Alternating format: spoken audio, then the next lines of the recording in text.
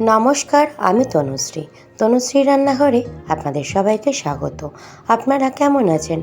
আশা করছি আপনারা ভালো আছেন, আর আমিও আপনাদের ভালোবাসায় ভালোই আছি। আজকের আমার রেসিপি কাঁঠাল দানার ভর্তা। পুরনো বন্ধুদের অসংখ্য ধন্যবাদ আমার পাশে থাকার জন্য। নতুন বন্ধুদের জানাই সাদর আমন্ত্রণ। চলুন দেখা যাক ভর্তা বানাতে আমার কী কী উপকরণ লাগছে।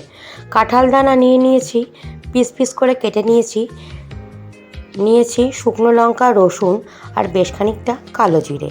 শুকনো খোলায় সামান্য লবণ দিয়ে টেলে নেব। যে কোনো ভর্তায় একটু ঝাল ঝাল ভালো লাগে। আমি এখানে বেশ খানিকটা পরিমাণে শুকনো লঙ্কা দিয়েছি। ঝালের পরিমাণটা তোমরা কমিয়েও নিতে পারো।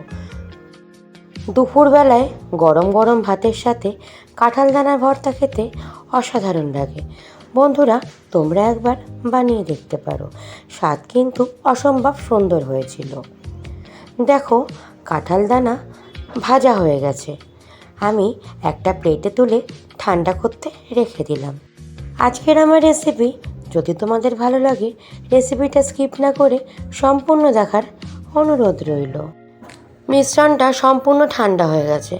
মিক্সির জারে নিয়ে ফাইন একটা পেস্ট বানিয়ে নেব। একটা কড়াই গ্যাসে বসিয়ে দিয়েছি। খানিকটা পরিমাণে সর্ষের তেল গরম করতে দিয়ে দিয়েছি। তেল গরম হয়ে গেছে, কাঁঠাল দানার পেস্টটাও দিয়ে দেব। দিয়ে ভালো করে ভাজা ভাজা করে নেব। আজকের আমার রেসিপি কাঁঠাল দানার ভর্তা যদি তোমাদের ভালো লাগে, ভিডিওটা সম্পূর্ণ দেখে লাইক, শেয়ার, কমেন্ট আর চ্যানেলটাকে সাবস্ক্রাইব করে আমার পাশে থাকার অনুরোধ রইল।